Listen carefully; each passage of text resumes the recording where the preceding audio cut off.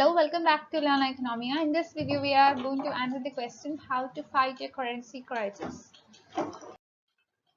We know that there have been many attempts taken by a particular country to deal with its exports and imports.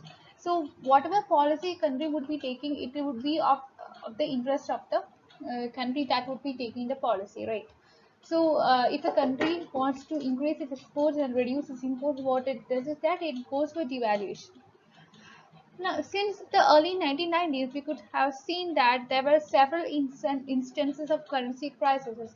So, what is a currency crisis? Uh, that means that there is a certain volatility in the currency, there is drastic devaluation, there is problems in the currency market with respect to a particular currency. All these kinds of things would be happening with respect to currency crisis. So, there are certain as well as drastic devaluation in country's currency, which is matched by volatile markets as well as lack of faith in a nation's economy. So, whenever a country's currency faces crisis, we could see that people will lack confidence, people will lack faith in that particular currency. So this is something which could be predictable, but in several cases it can happen all of a sudden. It may be predicted by several governments at several times, but this is not the case with every time. Since the future is considered to be uncertain, the world is also considered to be uncertain. So this kind of currency crisis, it might be precipitated by the governments, investors, central banks, and there can be a combination of several actors as well as factors influencing currency crisis. Whatever be the case, we could see that if there is a currency crisis, that would create a negative outlook uh, for a particular country's currency in the international world or in the international scenario. A currency crisis could be sharp or it can be weak. So it would depend upon the scenario of a country's currency in the international market. There would be a sharp decline in the value of a country's currency. That means that it would negatively affect the stability of a country's currency. It would affect the exchange rate of a particular country. It would lead to instabilities, and we can see that from historical perspective, crises have been developed when the investor expectations cause a significant shift in the value of currency. There can be hyperinflation in the economy. So, a country's currency crisis is often a symptom, and it is not a disease altogether.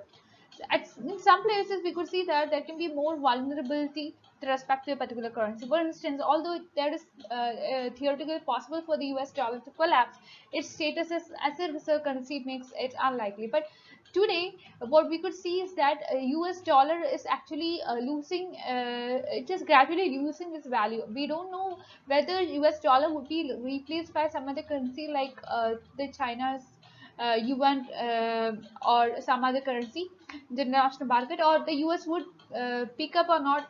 That is a question which is still this is considered to be some unanswered kind of question, and we have to wait and see what would happen in the future. So, what are the ways that a country would be using to fight a currency crisis?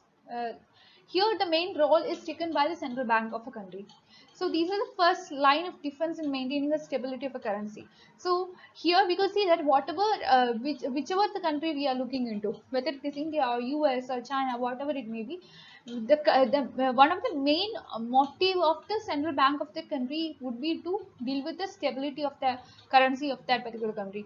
In a fixed exchange rates regime, the central bank can attempt to deal with the fixed exchange rate.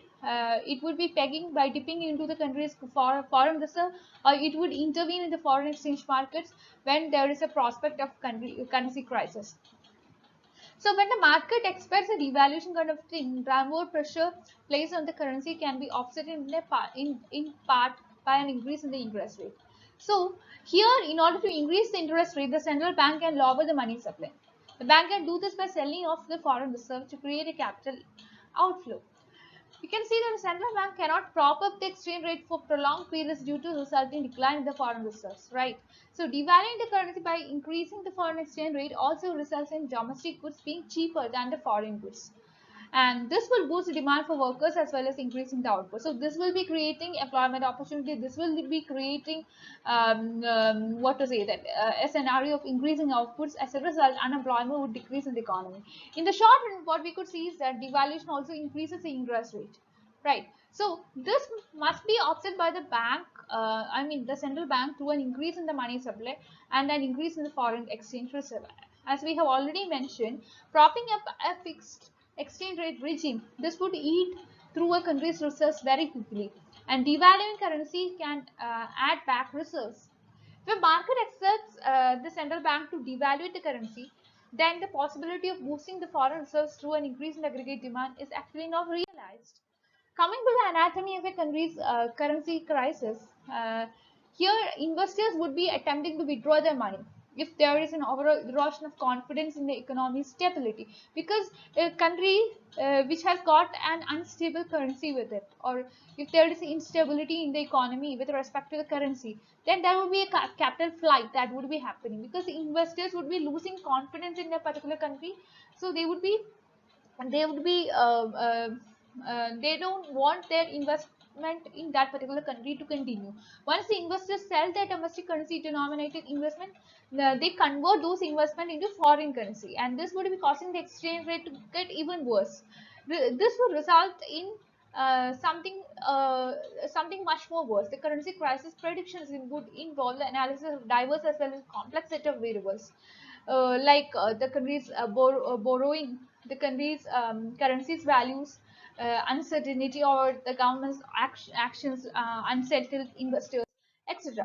Coming to some real life examples of currency crisis, we can see that in Latin America there was a crisis in 1994, which has been influenced by several factors like the economic reforms from the late 1980s, assassination of Mexico's presidential candidate. Now the central bank was actually sitting on an estimated $28 billion in foreign reserves, which was expected to keep the peso stable. Now the central bank began to convert the short-term debt denominated in pesos, and there was a self-fulfilling crisis resulted with investors feared a default on the debt by the government. When the government finally decided to devalue its currency, it became a major mistake. So actually the crisis was finally elevated by an emergency loan from the US. So there were full of problems. Then came the Asian crisis of 1997, where the Southeast Asia was home to many tiger economies like Singapore, Malaysia, China, South Korea, etc. When there was this South Asian crisis, it had influenced or affected almost all these economies. Foreign investment poured in for years. Underdeveloped economies were experiencing a rapid rate of growth, and also there were high levels of exports happening. We could see that the real estate dominated investment, and this was efficiently managed here. Huge current account deficits were there. This exposed the country to a significant foreign exchange risk as well. Then suddenly came the current account deficit. This became a huge problem. We could see that the South Asian economies have a rapid increase in privately held debt, which has created many problems. Defaults has increased. Foreign investment were considered to be very much speculative. So all these things were happening altogether. We have to see what were, and also we had the 2008 financial crisis, where the US suffered a lot. Um, that was not altogether a currency crisis, but still, since it is considered to be a financial crisis, currencies of different countries suffered. We could see that what are the lessons. There were many lessons were learned from the currency crisis, whether it is Latin American crisis or South Asian crisis or the financial crisis which happened in 2008. We have learned a lot of lessons. We could see that an economy can be initially solvent as well as it has to what face a crisis if one happens. Having a low amount of debt, it is not enough. So if you want to keep your policies functioning, you have to have a positive investor sentiment. You have to kill or quell the negative investor sentiment. You have to have trade surplus. You have to deal with your inflation. You should be able to control the price level in the economy. I'm not telling that you have to lower the price level or you have to keep it up, but you have to have a stability in the price level. Government will often be forced to provide liquidity to private banks. but you have to make it sure that it will not hamper the price stability. If the government or invests in short-term debt, it can run through foreign reserves, that too very quickly. Maintaining a fixed exchange rate, that does not make a bank's policy work simply at the face value. The central bank, they have the courage, they should have the ability to devaluate in a sufficient manner. So whenever the government go for devaluation, we have to understand to what extent devaluation would be helping the economy. So we have to understand the limit to which we can go. What are the examples of currency crisis? We have already discussed this. The currency crisis which happened in Mexico, the Mexican peso crisis of 94, Asian crisis of 97, then financial crisis which happened in Russia. There was Argentine crisis in the late 90s and the Venezuela crisis in 2016, Turkey's crisis, etc. So, and also the financial crisis of 2008 could be considered as an examples, as examples. How can a currency crisis be solved? It's very important to answer this question. There can be different methods to solve this problem. You can implement the floating exchange rate, or you can move away from pegged exchange rate. You can go for monetary policy, which would be allowing for trading with the market. Government policies can be used. Government policies which attract the investment from foreigners can be used, and you can deal with several methods to deal with the currency crisis. What are the effects?